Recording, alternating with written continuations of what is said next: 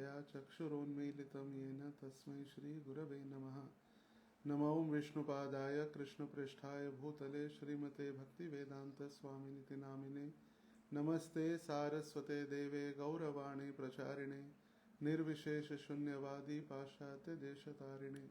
वाञ्छाकल्पतरुभ्यश्च कृपा सिन्धुभ्येव च पतितानां पावनेभ्यो वैष्णवेभ्यो नमो नमः। श्री कृष्ण चैतन्य प्रभु नित्यानंद श्री अद्वैत गदाधर श्रीवासादि गौर भक्त वृंद। हरे कृष्ण कृष्ण कृष्ण हरे हरे, हरे राम राम राम हरे हरे। संत श्रेष्ठ तुकाराम महाराज की जय। श्रील प्रभुपाद की जय। परम पूज्य लोकनाथ स्वामी गुरु महाराज की जय। आपुलिया हिता जो असे जागता, धन्य माता पिता तयाचिया। कुळी कन्या पुत्र होती जे सात्विक, तयाचा हरीख वाटे देवा। गीता भागवत करीती श्रवण, अखंड चिंतन विठोबाचे। तुका म्हणे मज घडो त्यांची सेवा, तरी माझ्या दैवा पार नाही। आज का जपा टॉक, जिसमें गुरु महाराज भी कहे 378 वर्ष पूर्व तुकाराम महाराज सदेह भगवत धाम या वैकुंठ की प्राप्ति उन्होंने की। और पद्माली प्रभु भी कहे कि आज का ये विशेष जपा टॉक हमारे लिए इतना विशेष है क्योंकि तुकाराम महाराज के प्रति हमारा संबंध, गौड़ीय कनेक्शन और श्रील प्रभुपाद जी से गुरु महाराज का संबंध, और गुरु महाराज को जो श्रील प्रभुपाद जी कहे अवर लोकनाथ स्वामी जस्ट लाइक सेंट तुकाराम, ये बहुत विशेष योजनाबद्ध यह हम सभी के लिए एक महत्वपूर्ण संदेश या उपदेश भी है। इस्कॉन में प्राय देखा जाता है कि तुकाराम महाराज के विषय में कहीं किसी ने पढ़ा हो या लिखा हो, प्राय विरला ही था। मगर गुरु महाराज की एक असीम अनुकंपा रही सारे भक्तों के ऊपर और विशेष रूप से इस्कॉन संस्था के ऊपर। गुरु महाराज ने विठ्ठल रुक्मिणी को और उनके प्रिय भक्त तुकाराम महाराज को पूरे विश्व भर में फैलाया। हाल ही में हमने गौर पूर्णिमा उत्सव मनाया। गौर पूर्णिमा श्रील प्रभुपाद जी की कृपा से गौरांग महाप्रभु जो यदि गौर न होय तो तबे की होय तो, केमो ने धरी तांदे राधार महिमा, प्रेम रस सीमा जगत जानात के। गौरांग महाप्रभु ने तो सारे विश्व को, सारे संसार को राधा और कृष्ण की भक्ति, राधा कृष्ण का प्रेम प्रदान किया। और ये श्रील प्रभुपाद जी की कृपा से हुआ।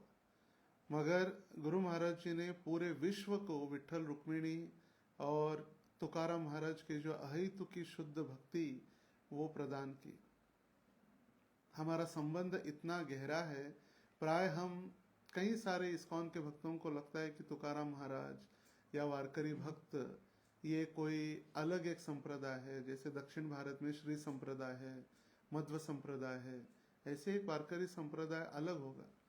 मगर ये हमारा संप्रदाय या इस्कॉन का गौड़ीय संप्रदाय कोई अलग संप्रदाय नहीं, और ये वारकरी संप्रदाय के साथ ही वारकरी संप्रदाय के समान और वारकरी संप्रदाय ही है। श्रील प्रभुपाद जी चैतन्य चरितामृत, जो कृष्णदास कविराज गोस्वामी द्वारा रचित मध्य लीला के 7वां अध्याय, जिसमें चैतन्य महाप्रभु की दक्षिण भारत यात्रा का वर्णन कृष्णदास कविराज गोस्वामी कर रहे। और इस वर्णन में जब चैतन्य महाप्रभु की दक्षिण भारत यात्रा का वे वर्णन कर रहे तो लिखते हैं, तथा है ते प्रभु आईला पंढरपुरे, विठ्ठल ठाकुर देखी पाईला आनंद। तथा है ते प्रभु मतलब चैतन्य महाप्रभु अलग अलग स्थानों का दर्शन करते हुए तथा है ते कोल्हापुर में महालक्ष्मी का दर्शन करने के उपरांत महाप्रभु पंढरपुर पहुंचे। इसके पहले वाले प्यार या श्लोक में सुखदेव कृष्णदास कविराज गोस्वामी वर्णन कर रहे कि महाप्रभु कोल्हापुर में थे। उन्होंने वहां पर अंबाबाई, महालक्ष्मी, लांग गणेश, पार्वती इत्यादि मंदिरों का विशेष दर्शन किया। और वहां से तथा है ते कोल्हापुर से अभी महाप्रभु पंढरपुर आए।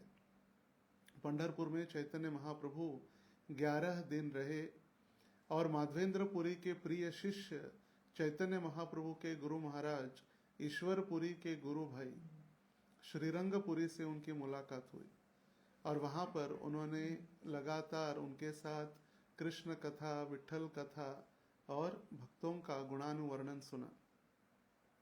तो ये जो श्लोक है या पयार, जिसको बंगाली में पयार कहा जाता है, तथा है ते प्रभु आइला पंढरपुरे, विठल ठाकुर देखी पाइला आनंद।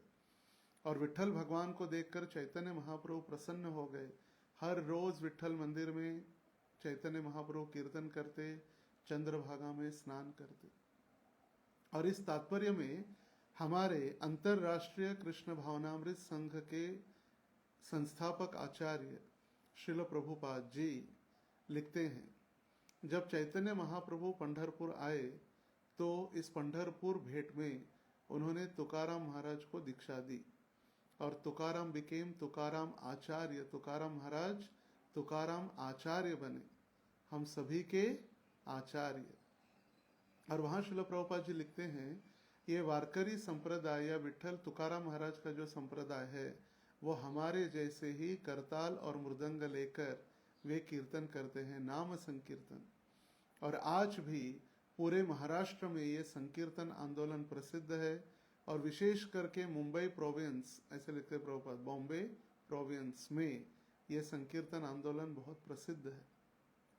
तो हमारे संस्थापक आचार्य हमें स्पष्ट रूप से वर्णन करके बता रहे कि चैतन्य महाप्रभु के डायरेक्ट शिष्य तुकाराम महाराज है। जैसे हम रूप गोस्वामी, सनातन गोस्वामी, रघुनाथ दास गोस्वामी, रघुनाथ भट्ट गोस्वामी, इन षड गोस्वामियों के विषय में हम सुनते हैं कि ये चैतन्य महाप्रभु के डायरेक्ट शिष्य है।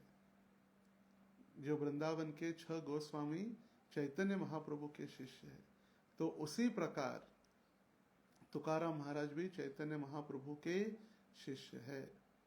भले ही तुकाराम महाराज को दीक्षा प्रत्यक्ष रूप से नहीं, अपितु भगवान ने उनको दीक्षा दी थी स्वप्न में। और भगवान कुछ भी कर सकते हैं, भगवान के लिए कोई नियम नहीं। भगवान को किसी को दीक्षा देनी है, किसी के ऊपर कृपा करनी है, किसी का भोग स्वीकारना है, तो अपने कोई भी इंद्रियों से वो कार्य कर सकते हैं।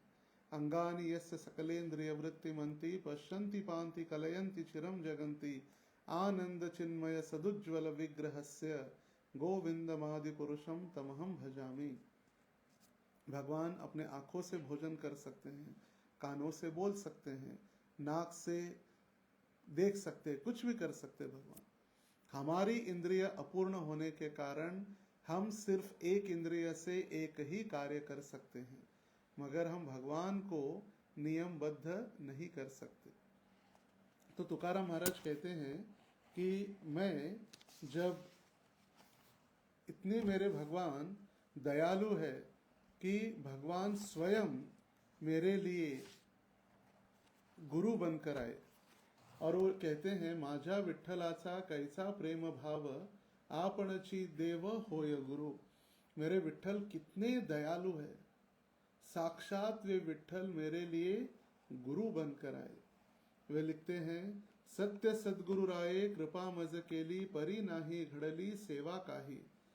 सापडविले वाटे जाता गंगा स्नाना मस्तकी तो जाणा ठेविला कर।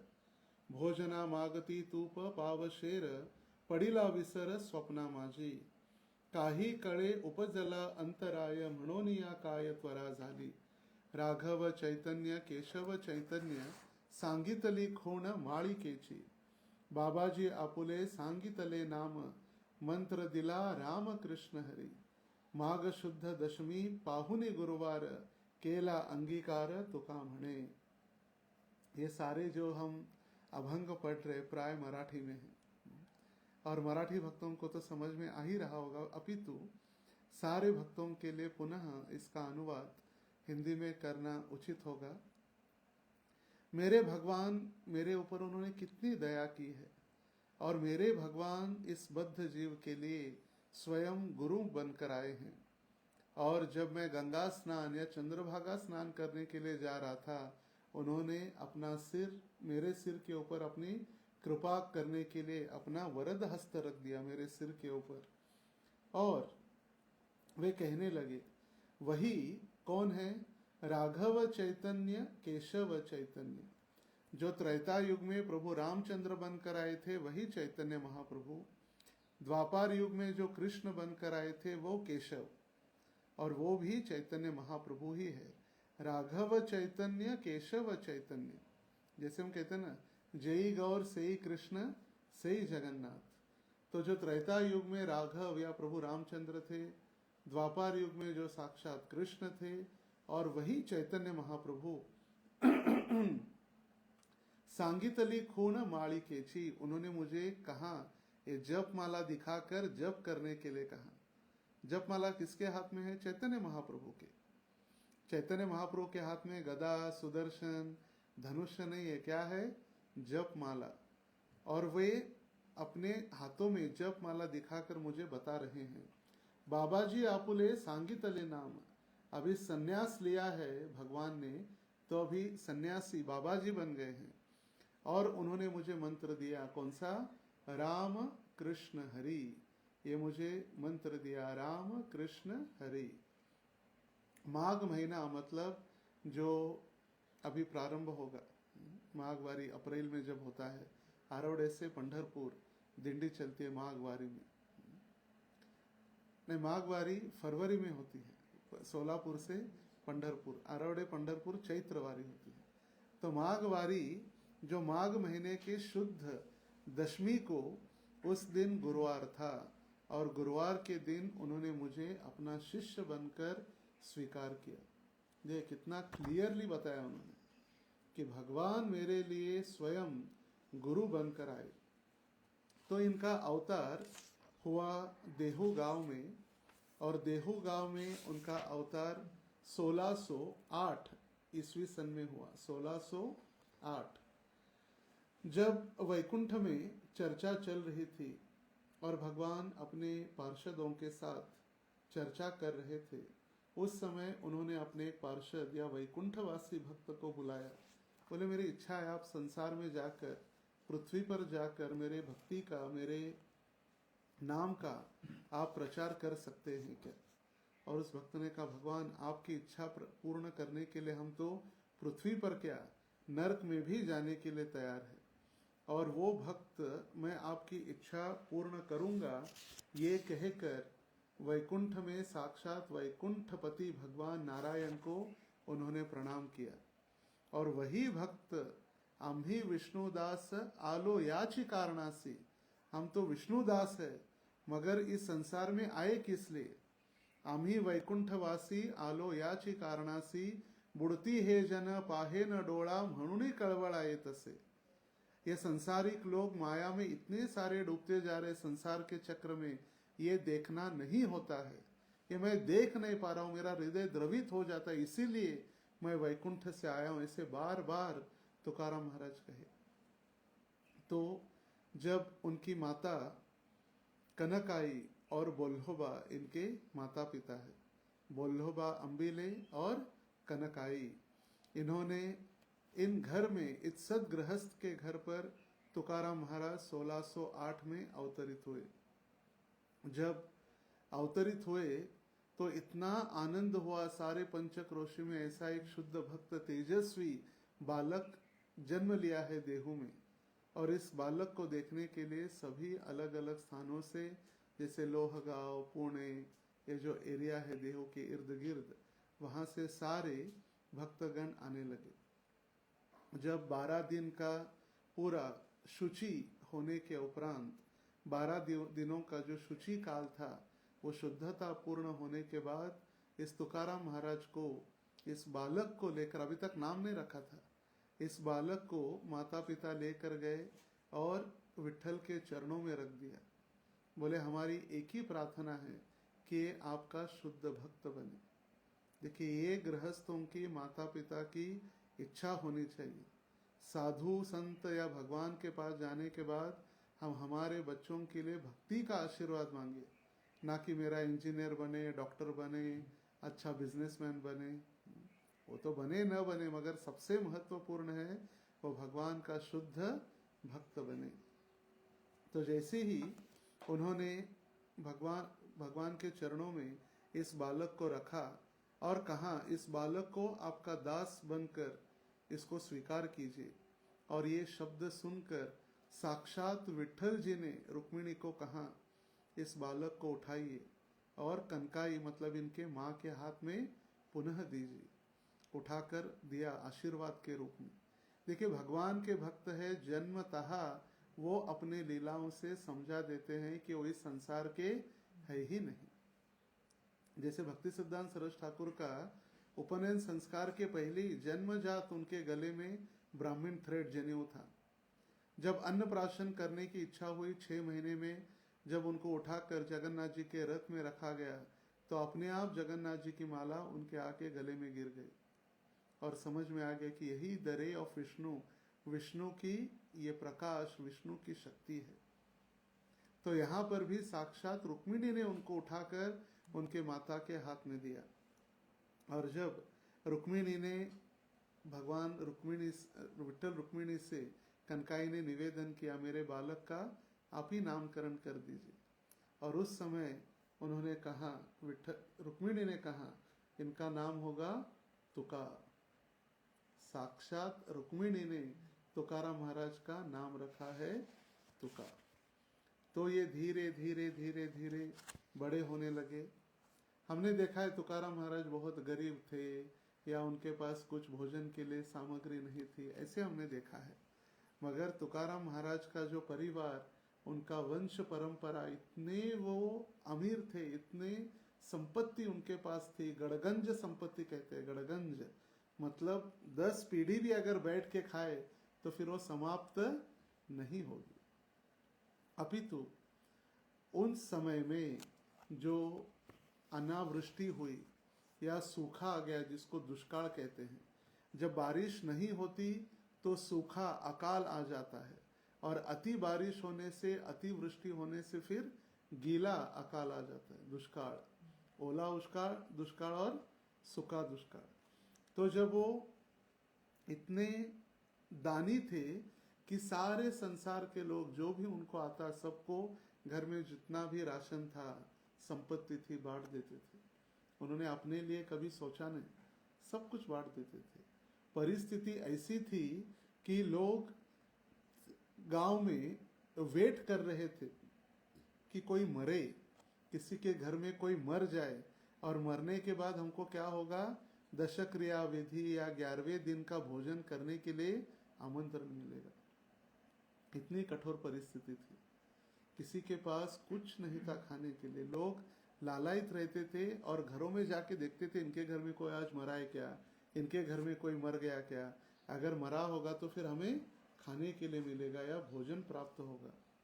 मगर ऐसे परिस्थिति में भी उन्होंने कभी हार नहीं मानी। वो एकांत भजन, उनका जो प्रसिद्ध, हम सभी के लिए तुकाराम महाराज सिखा रहे, हमारा भजन एकांत भजन या भजन की तीव्रता, भजन लालसा, जिसको हमारे आचार्यगण भी समझाते हैं।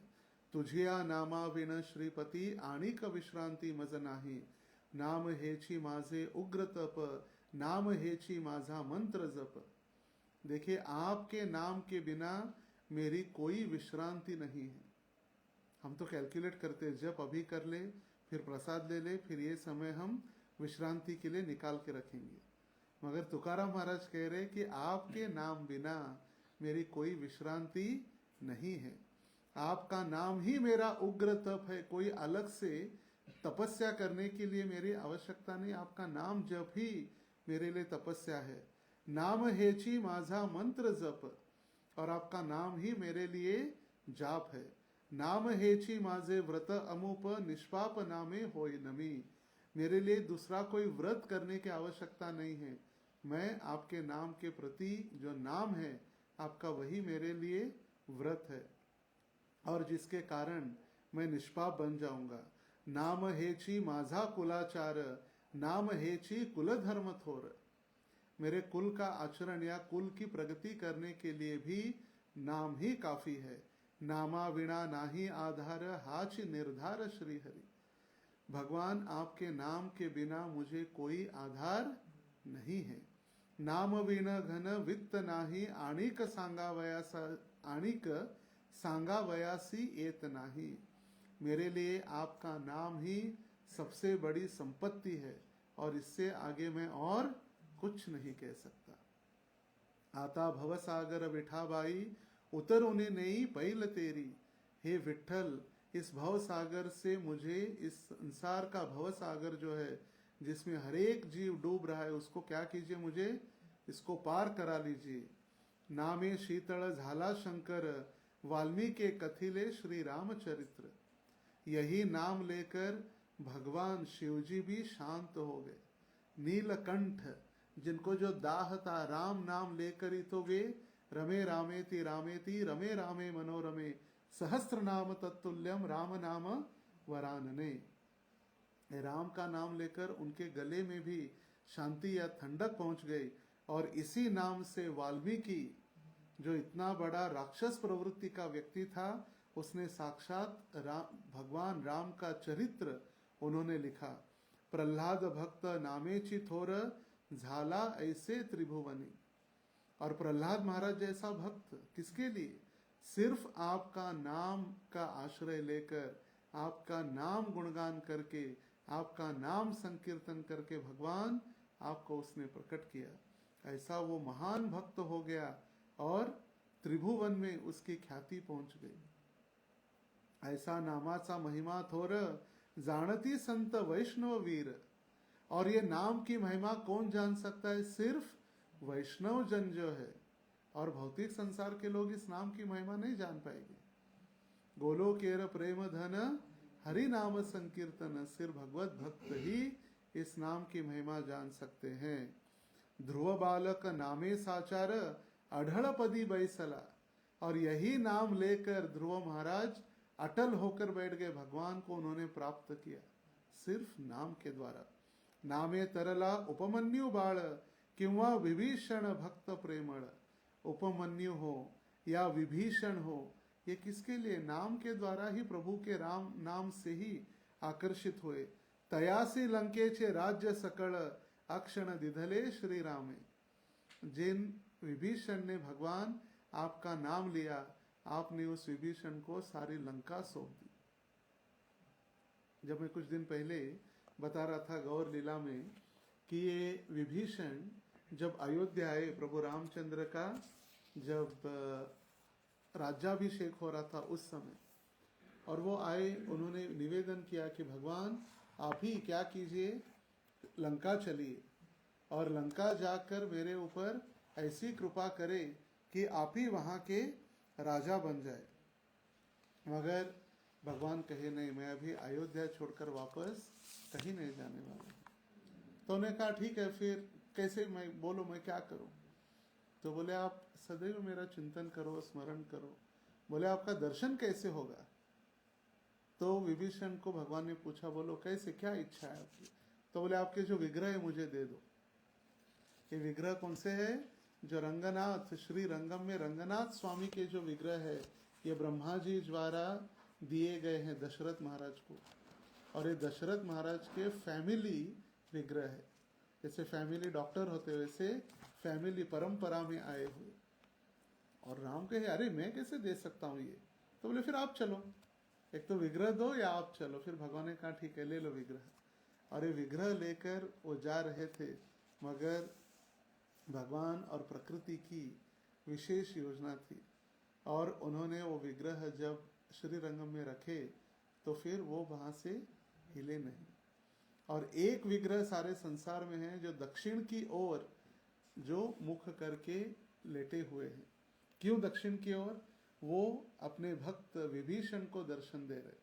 और विभीषण को कहा कि आप ऊपर जाएंगे, अपने महल के ऊपर, लंका पर ऊपर जाएंगे, तब क्या होगा, मेरा दर्शन आप हर रोज कर सकते हैं। देखिए, स्वयं को भगवान दे दिए। वो तो सिर्फ लंका दे रहा था, भगवान बोले आप मुझे ही ले लो। अहम भक्त पराधीन ना पारये अहम। मैं भक्तों के अधीन हो जाता हूँ, मैं भक्तों का ऋण नहीं चुका सकता। तुकाराम महाराज लिखते हैं, बरे झाले देवा निघाले दिवाळे, बरी या दुष्काळे पीड़ा केली। भगवान अच्छा हुआ, ये दुष्काल और ये कठिन परिस्थिति आई और मैं भिखारी बन गया।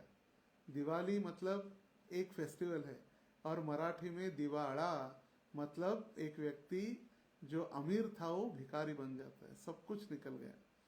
अनुतापे तुझे राहिले चिंतन, झाला हा वमन संसार। इस कष्ट में परिस्थिति में मैंने आपका अच्छे से स्मरण कर पाया, और आपके स्मरण के कारण ये जो संसार है उसकी मैंने उल्टी कर दी। इस संसार की मैंने उल्टी कर दी, मतलब इस संसार को त्याग दिया और आपके प्रति मेरी आसक्ति बढ़ने लगी। अभी ध्यान से सुनिए। बरे झाले देवा बाईल कर्कशा, बरी हे दुर्दशा जना मध्ये। हे भगवान, कितनी आपकी कृपा है। ये जो पत्नी मुझे दी है आपने, जीजा या अवला भाई, ये पत्नी ऐसी झगड़ालू है, दिन रात झगड़े करती रहती है। इससे बहुत अच्छा हुआ और इस संसार में मेरी दुर्दशा हो गई।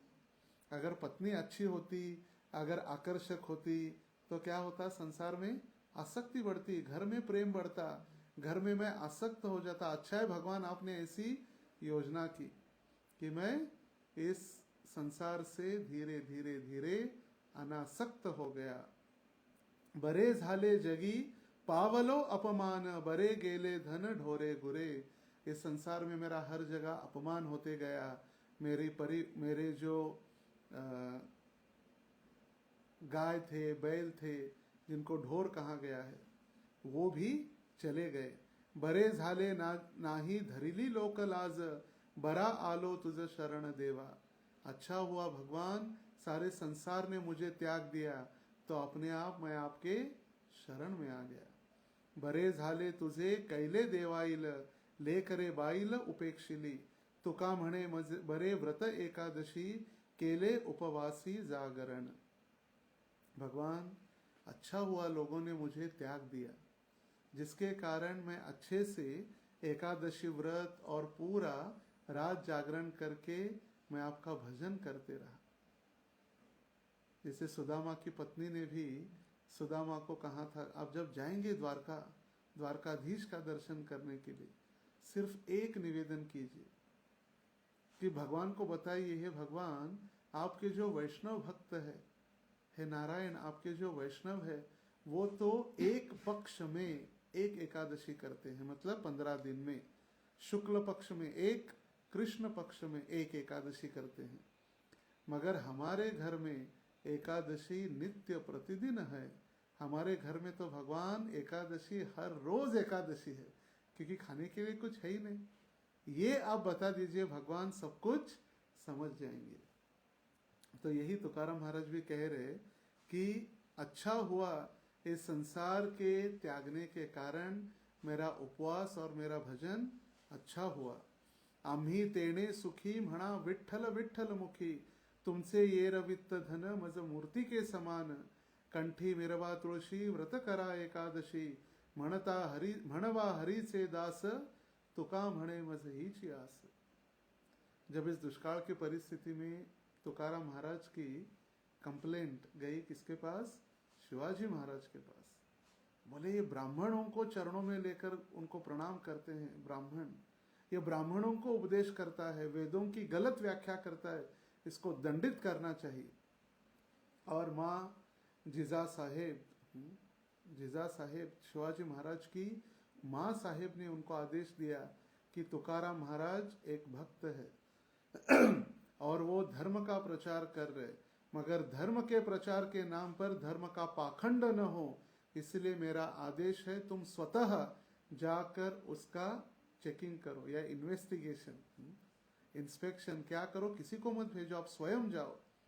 और पुणे से शिवाजी महाराज मोरोपंत और अपने सैनिकों के साथ देहू गांव आए, और देहू गांव आने के बाद उन्होंने मोरोपंत जो सेनापति थे, उन्होंने शिवाजी महाराज के द्वारा लाए गए सारे गहने, वस्त्र, भोजन की सामग्री, मिठाई इत्यादि जब वो लेकर उनके घर पहुंचे, तो शिवाजी महाराज छुप कर देख रहे थे दूर से क्या क्या हो रहा है।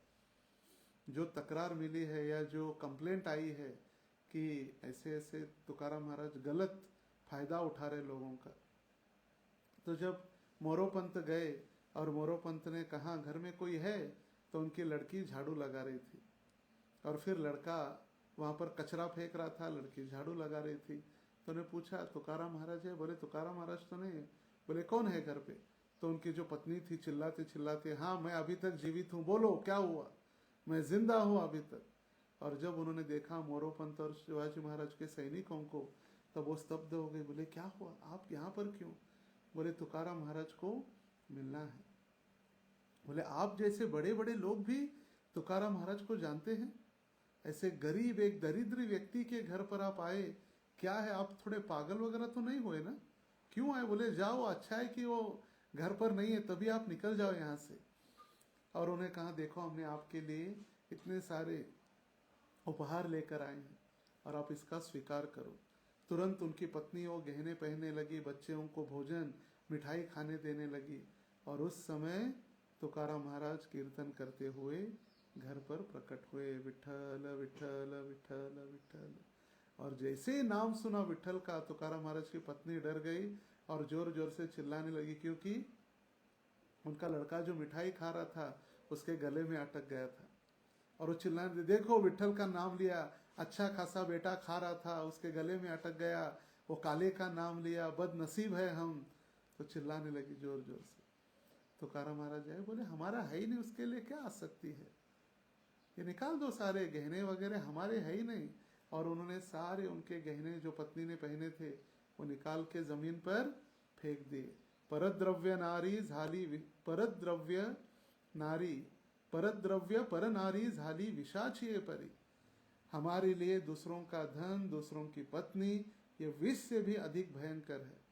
अम्हा घरी धन मूर्ति के समान। ये जो घर में हमारे धन लाए गहने वगैरह, ये मिट्टी के समान है, इसीलिए उन्होंने उसके जमीन पर फेंक दिया। और ये जब छत्रपति शिवाजी महाराज ने देखा, जो दूर से छुप के देख रहे थे, तुरंत भागते हुए आए और शिवाजी महाराज ने तुकाराम महाराज का शरण ग्रहण किया। बोले आज से मैं आपका शिष्य बन चुका हूं, मैं आपके चरण छोड़कर कभी जाने वाला नहीं हूं। तुकाराम महाराज कहे मुझे भी आपसे कुछ बात करनी है, मगर ऐसे क्षात्र धर्म का पालन करना छोड़कर आप ऐसे मरकट वैराग्य धारण नहीं कर सकते। आप इतनी दूर से आए हैं पुणे से, आप आज रुकिए, आइए घर पे। आज सायंकाल का कीर्तन लोह गांव में है। लोह गांव मतलब जहाँ पर पुणे एयरपोर्ट है, वहाँ उस इलाके का नाम है लोह गांव।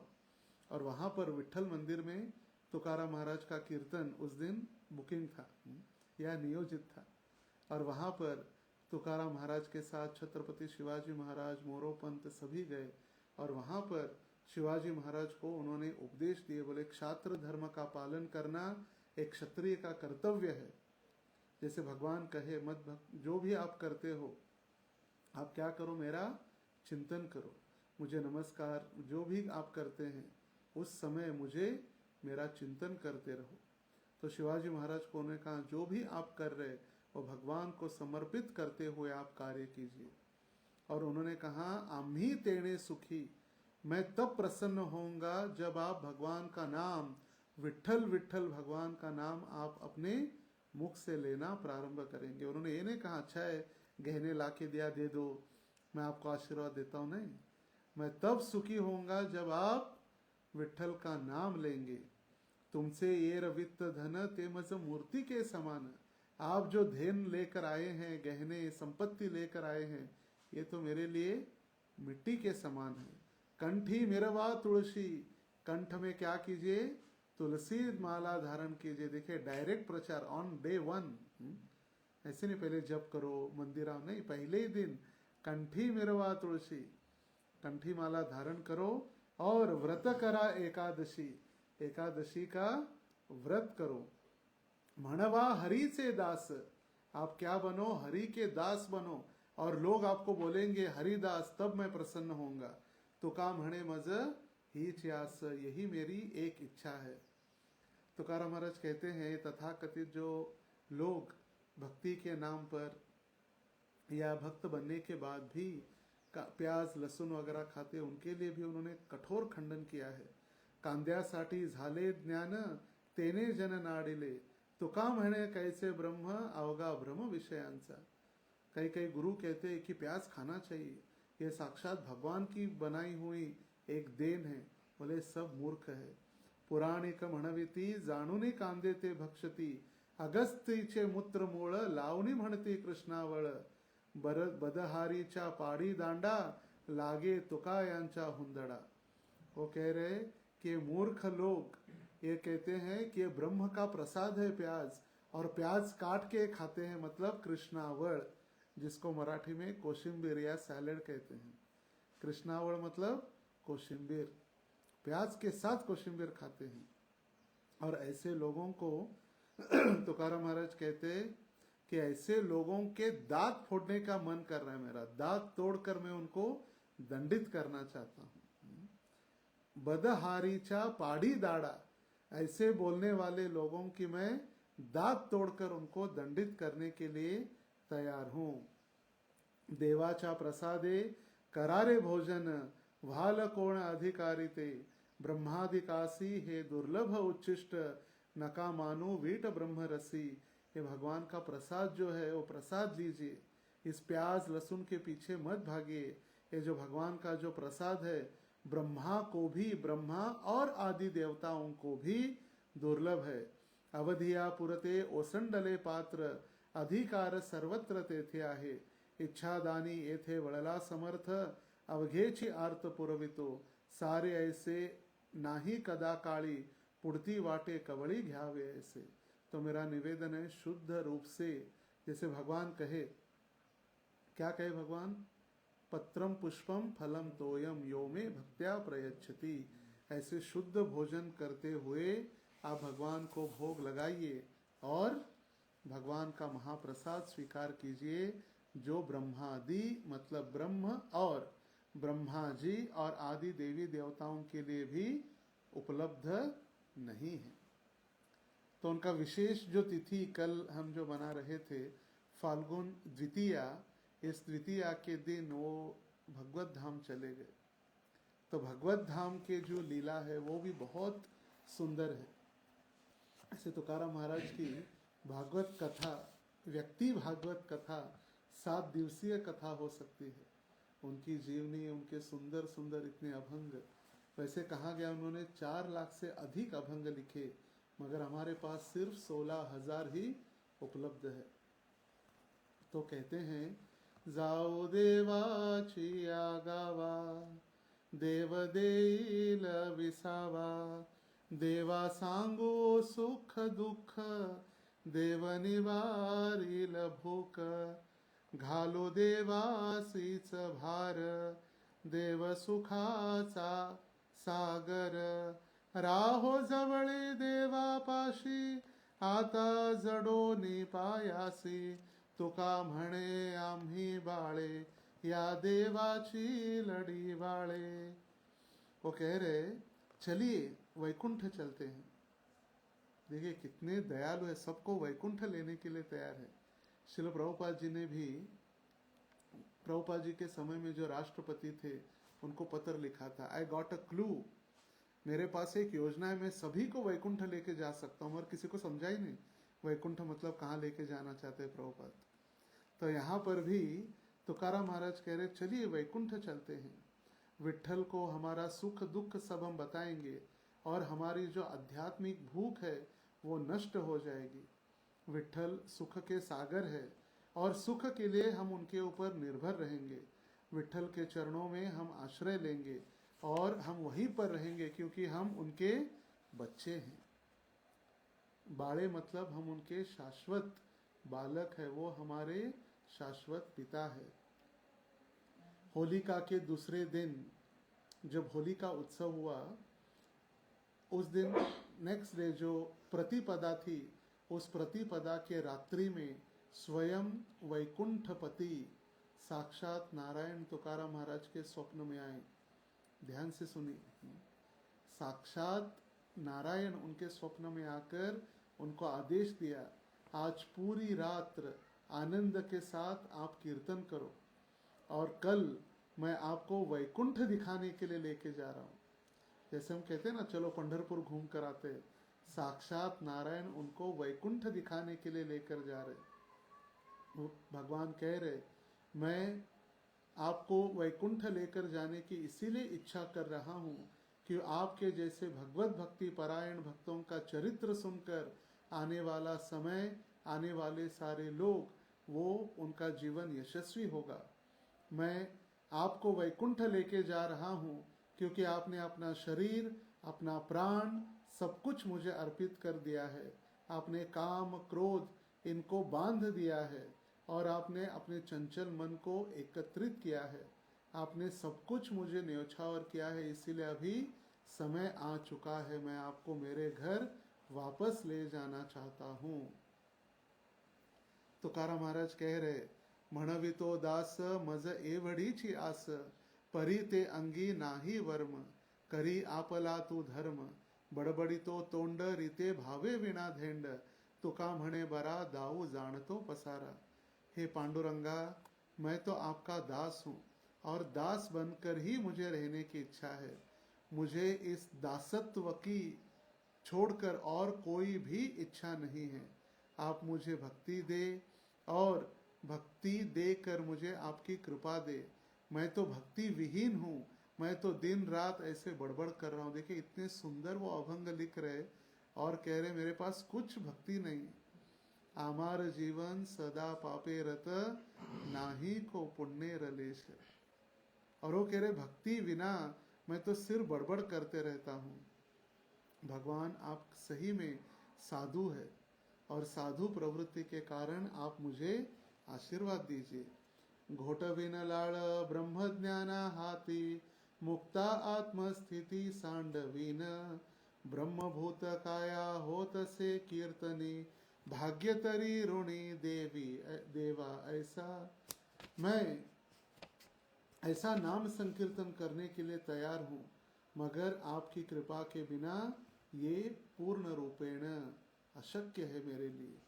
और ये जो नाम संकीर्तन जो है ये सनकादियों का अधिकार है, मगर भगवान आपने मेरे ऊपर इतना उपकार किया है, आप इतनी करुणा आपने मुझ पर की है कि आप साक्षात मुझे हरिनाम संकीर्तन करने के द्वारा आप मुझे लेकर जाने आए हैं।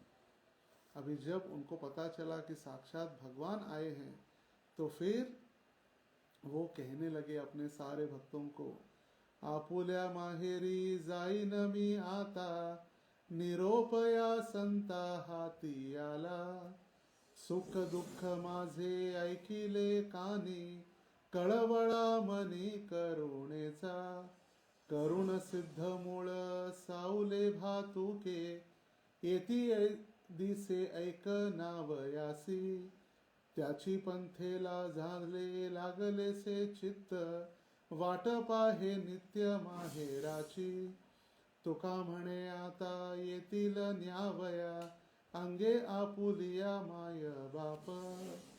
देखिए मेरे साक्षात माता पिता विठल रुक्मिणी मुझे लेने आए हैं और मैं मेरे मायके जा रहा हूँ। कहाँ? मायके। और चलिए मैं अभी वापस आने वाला नहीं हूँ। कौन भाग्यवान जीव है जो मेरे साथ आना चाहता है? चलिए भगवान का नाम लीजिए। देखिए कौन है भाग्यवान जीव जो मंदिर में जो वैकुंठ जाना चाहता है।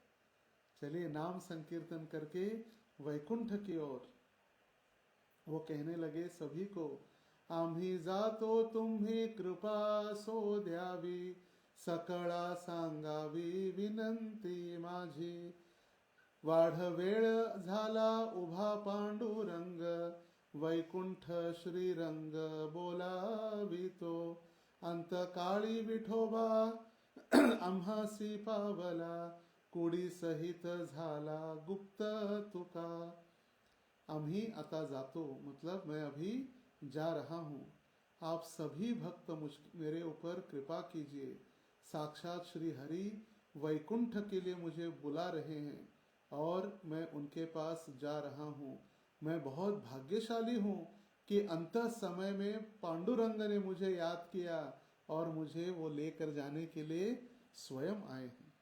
इतना तो करना स्वामी जब प्राण तन से निकले, गोविंद नाम लेकर तब प्राण तन से निकले। और भक्त प्रार्थना करते भगवान आप आना और आपके साथ राधा को भी लेकर आना। तो साक्षात वैकुंठाधिपति नारायण उनको लेने के लिए आए हैं। और ये जब दृश्य उन्होंने देखा आकाश में गरुड़ के ऊपर विराजित होकर गरुड़ के स्वामी नारायण उनको लेने आए हैं, गरुड़ावर बैसोनी माझा कैवारी आला। और वो उन्होंने जब देखा साक्षात आकाश में वैकुंठ से विमान आ रहा है, गरुड़ आ रहा है, तब उन्होंने अपना अंतिम अभंग वो लिखना या कहना प्रारंभ किए।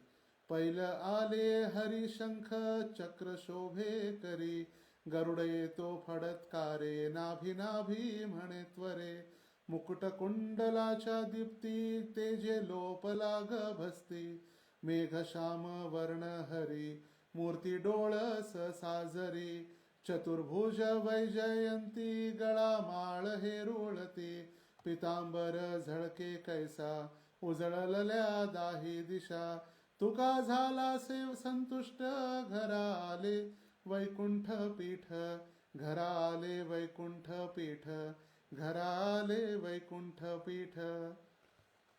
तुकाराम महाराज कह रहे पैल आले हरि, साक्षात हरि मुझे लेने के लिए आए हैं। शंख चक्र शोभे करी, हाथ में उन्होंने शंख और चक्र धारण किया है, और गरुड़ अपने जोर जोर से पंख हिलाते हुए आ रहा है और मुझे कह रहा है डरो मत हम आ रहे हैं। मुकुट और कुंडलों की जो आभा है उसके कारण पूरा सूर्य भी आकाश में छुप चुका है। मेघ श्याम भगवान हरि, उनका इतना सुंदर वो रूप देखकर मैं आकृष्ट हो चुका हूँ। उन्होंने गले में वैजयंती माला धारण की है, पीतांबर के कारण सारे विश्व दश दिशा सारी चमकने लग गई है। तुकाराम महाराज संतुष्ट हो चुके हैं और वो अपने पिता के घर जा रहे हैं। वो इतनी सारी आभा, उनका पीतांबर, भगवान का कुंडल और उनका मुकुट की जो प्रकाश था, सभी के आंखें बंद हो गई उस प्रकाश के कारण। सारे ऐसे एकदम से चमकने के बाद आंखें बंद होती गई, और जैसे ही उन्होंने आंख खोली, सारे निवासियों ने, देहू गांव के जितने भक्त थे उस नांदुर की पेड़ के नीचे जो कीर्तन कर रहे थे, जैसे ही देखा आंखें खोली तो साक्षात नारायण के पास उस गरुड़ के ऊपर बैठकर तुकाराम महाराज निकल चुके हैं। तुकाराम महाराज के पत्नी को उनके बच्चों ने जाके बताया, सबने आंखें खोलकर देखा, जो उनके बच्चे थे अवली को जाके बताया, तुकाराम चले गए। वो तो पोड़ी बना रही थी, वो पोड़ी बनाना छोड़कर भागते भागते आई, रोने लगी, मगर उस समय बीत चुका था। भगवान के धाम वो वैकुंठ के लिए एयरलाइंस, गरुड़ एयरलाइंस निकल चुकी थी, और उस समय हर जगह एकदम दुख, एकदम शोक, मातम मच गया, और सारे भक्त जोर जोर से रोने लगे। और उस समय गंगा जी मावल नाम के जो तुकाराम महाराज जी के एक अन्यतम भक्त थे, उन्होंने जो तुकाराम महाराज जी ने जो लिखा हुआ भजन, जो प्रसिद्ध भजन है, वो उन्होंने गाया। आम्ही जातो आमच्या गावा, आमचा राम राम घ्यावा, आमचा राम राम घ्यावा, आमचा राम राम घ्यावा, तुमची आमची हेची भेटी, येथुनिया जन्म तुटी, आता सो द्यावी आज्ञा, तुमच्या लागतसे पाया, येता निज धामी कोणी, विठ्ठल विठ्ठल बोला वाणी, राम कृष्ण मुखी बोला, तुका जातो वैकुंठाला, तुका जातो वैकुंठाला, तुका जातो वैकुंठाला, राम कृष्ण हरी, राम कृष्ण हरी, राम कृष्ण हरी। मैं ये जो अभंग गा रहे हैं, गाने वाले तुकाराम हैं, मगर वो जाने के बाद कहने वाले गंगा जी मावळ कह रहे, आम्ही जातो आमच्या गावा, तुकाराम महाराज कह रहे मैं हमारे गांव जा रहा हूं, अभी मेरा राम राम लीजिए, तुमची आमची हेची भेटी, अभी यहीं पर भेंट होने वाली है, इसके बाद हमारा जन्म का नाता टूट चुका है, अभी मुझे आज्ञा दीजिए, अनुमति दीजिए, मैं आपके सारे चरणों का आश्रय ले रहा हूं, आप सभी भक्तों का। आप एता निज धामी कोणी, अगर आप किसी की इच्छा है, आपको निज धाम आना है, वैकुंठ धाम आना है, तो क्या कीजिए, विठ्ठल विठ्ठल बोला वाणी, आप भगवान का नाम लीजिए, राम कृष्ण मुखी बोला तुका जातो वैकुंठाला, तुका जातो वैकुंठाला। और राम कृष्ण विठल का नाम लीजिए और तुकाराम महाराज वैकुंठ जा रहे हैं। और वैकुंठ के लिए वो निकल गए, देखते ही देखते अदृश्य हो गया वो विमान और वैकुंठ धाम में प्रवेश किया। धन्य धन्य देहु गाव पुण्य भूमि ठाव, तेथे नांदे देव पांडुरंग। धन्य क्षेत्रवासी लोक ते देवाचे, उच्चारित वाचे नाम घोष। करकटी उभा विश्वाचा जनिता, वामांगी ते माता रखुमा देवी। विघ्नराज द्वारी बहिरव बाहेरी, हनुमंत शेजारी सहित दोघे। तेथे दास तुका करितो कीर्तन, हृदय चरण विठोबाचे। ये धन्य देहु गांव, जहाँ पर साक्षात देव पांडुरंग वहाँ पर अपना संसार कर रहे हैं, ये ऐसा तीर्थ क्षेत्र। इस तीर्थ क्षेत्र देहु गांव का नाम देवी देवता भी उच्चारण कर रहे हैं, क्योंकि साक्षात नारायण वहाँ पर अपने कटी के ऊपर हाथ रखकर खड़े हैं और उनके वाम अंग पर साक्षात रुक्मिणी खड़ी है और सामने गरुड़ जी और हनुमान जी उनके सेवा के लिए सदैव रत है। ऐसे देहु गांव में ऐसे विठल के समक्ष उनका दास तुकाराम कीर्तन कर रहा है और विठल के चरण उनके हृदय में उन्होंने स्थापित किए हैं। संत श्रेष्ठ तुकाराम महाराज की जय। और ये जो आप दर्शन कर रहे, ये दर्शन, ये वही स्थान है नांदुरकी का वृक्ष, जिस वृक्ष के नीचे साक्षात तुकाराम महाराज 378 वर्ष पूर्व इसी नांदुर की पेड़ के नीचे से वो वैकुंठ के लिए प्रस्थान किए, या वैकुंठ गमन स्थान। ये पेड़ आज भी, इस वर्ष भी, इस तुकाराम बीज के दिन जोर जोर से हिलने लगता है, क्योंकि जो पंख हिला रहा था गरुड़, उसके कारण ये हिलने लगता है। तो हमारा सौभाग्य है कि ऐसे महाभागवत के चरणों में हमारी भक्ति हमारे गुरु महाराज ने लगाई है। तो बहुत बहुत धन्यवाद सभी भक्तों का, जूम मंदिर के भी, और आज के बीएसएस कैंप, बीएसएस जो हमारा भक्ति सिद्धांत सभा के भक्तों का भी जो हर शुक्रवार प्रवचन होता है, वो आज हमने कंबाइन कर दिया था इस विशेष तुकाराम महाराज की तिथि के लिए। तो सारे ब्रह्मचारी भक्तों का और आप सभी का बहुत बहुत धन्यवाद। आप सभी के आशीर्वाद की कामना करते हुए हम इस आज के इस तुकाराम महाराज के जीवनी का हम जपा टॉक आज पर इस विराम देते हैं। हरे कृष्णा कृष्णा कृष्णा हरे हरे, हरे राम राम राम हरे हरे। संत श्रेष्ठ तुकाराम महाराज की जय। श्रील प्रभुपाद की जय। परम पूज्य लोकनाथ स्वामी महाराज की जय। आज मैं मराठी भक्तों के चेहरे के ऊपर प्रसन्नता देख रहा था। जब मराठी में अभंग में बोला था, सारे भक्त उसको रिलेट कर रहे थे और आनंदित हो रहे थे। देखते हैं कभी और एक बार अवसर मिला तो फिर पुनः मराठी में ऐसे जपा टॉक या कथा कर सकते हैं। बहुत बहुत धन्यवाद। श्रील प्रभुपाद की जय।